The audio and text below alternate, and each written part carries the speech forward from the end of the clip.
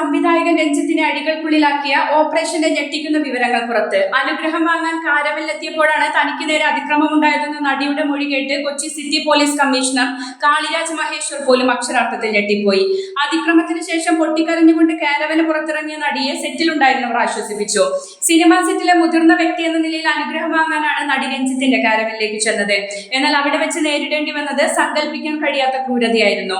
കാരവന് പുറത്ത് കരഞ്ഞുകൊണ്ടുവന്ന നടിയെ സഹപ്രവർത്തകർ ആശ്വസിപ്പിച്ചു. ഈ സംഭവത്തിന് ശേഷം മാസങ്ങളോളം നീണ്ട മാനസിക വിഷമത്തിൽ നിന്നും സാവധാന മുക്തിയായ ശേഷമാണ് നടി നിയമ പോരാട്ടത്തിനിറങ്ങിയത്. സിനിമയിലെ ആഭ്യന്തര സമിതികളിൽ നിന്നും നീതി ലഭിക്കില്ലെന്ന് ഉറപ്പായപ്പോൾ ഒരു പോലീസ് ഉദ്യോഗസ്ഥൻ നൽകിയ ധൈര്യമാണ് പരാതി നൽകാൻ നടിയെ പ്രേരിപ്പിച്ചത്. പരാതി ലഭിച്ച നിമിഷം മുതൽ കമ്മീഷണർ കാളിരാജ് മഹേശ്വറിന്റെ നേരിട്ടുള്ള നിയന്ത്രണത്തിലായിരുന്നു നീക്കങ്ങൾ. കൊച്ചിയിലെ സിനിമാ ലൊക്കേഷനുകളിൽ സാധാരണക്കാരെന്ന വ്യാജേന ഷാഡോ പോലീസ് ഉണ്ടായിരുന്നു. രഞ്ജിത്തിനൊപ്പം നിഴലായി നടന്ന വ്യക്തി പോലും തന്റെ തൊട്ടടുത്ത് നിൽക്കുന്നത് പോലീസുകാരാണെന്ന് അറിഞ്ഞില്ല. ഉന്നത രാഷ്ട്രീയ ബന്ധങ്ങളുള്ളതിനാൽ വിവരം ചോരാതിരിക്കാൻ കമ്മീഷണറുടെ ഓഫീസിൽ പ്രത്യേക സംവിധാനവും ഉണ്ടായിരുന്നു. അറസ്റ്റ് ഭയന്ന നടൻ ബോബി കുര്യന്റെ കാറിൽ ഒളിവിൽ പോകാൻ ശ്രമിക്കവെയാണ് തൊടുപുഴ മുട്ടത്ത് വെച്ച് പോലീസ് സംഘം രഞ്ജിത്തിനെ തടഞ്ഞത്. കൊച്ചി കമ്മീഷണറുടെ മേൽനോട്ടത്തിൽ ഇടുക്കി എസ്പിയുടെ നിർദ്ദേശപ്രകാരം നടന്ന ഈ രഹസ്യ നീക്കം രഞ്ജിത്തിനെ ഞെട്ടിച്ചു. സാംസ്കാരിക വകുപ്പോ പോലീസോ രഞ്ജിത്തിന് യാതൊരു സംരക്ഷണവും നൽകിയിട്ടില്ലെന്ന് മന്ത്രി സജി ചെറിയാൻ വ്യക്തമാക്കി. അന്നും ഇന്നും ഇരയ്ക്കൊപ്പമാണ് സർക്കാർ എന്നും അത്തരം മ്ലേച്ഛമായ പ്രവൃത്തികൾ അംഗീകരിക്കില്ലെന്നും മന്ത്രി കൂട്ടിച്ചേർത്തു.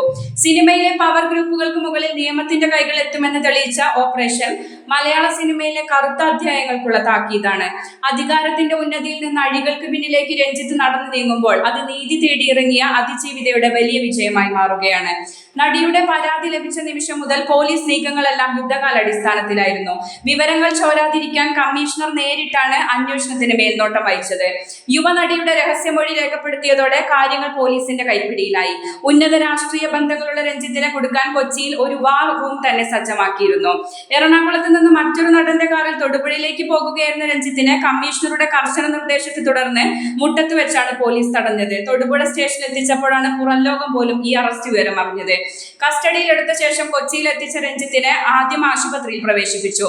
ECGയിൽ വ്യതിയാനം കണ്ടതിനെ തുടർന്ന് നിരീക്ഷണത്തിലാക്കിയെങ്കിലും വിദഗ്ധ പരിശോധനയിൽ ഗുരുതരമായ ആരോഗ്യ പ്രശ്നങ്ങളില്ലെന്ന് വ്യക്തമായി. ഇതോടെയാണ് മജിസ്ട്രേറ്റിന്റെ വസതിയിൽ എത്തിച്ച് റിമാൻഡ് നടപടികളിലേക്ക് നീങ്ങിയത്. തന്നെ തകർക്കാനുള്ള ആസൂത്രിത ശ്രമമാണിതെന്ന് ജയിലിലേക്ക് പോകും വഴി രഞ്ജിത്ത് മാധ്യമങ്ങളോട് പറഞ്ഞു. മാനഭംഗം, ലൈംഗികാതിക്രമം, തടഞ്ഞുവെക്കൽ, അശ്ലീല ആംഗ്യം കാണിക്കൽ എന്നീ 4 ജാമ്യമില്ലാ വകുപ്പുകൾ ചേർത്താണ് കേസ് രജിസ്റ്റർ ചെയ്തത്.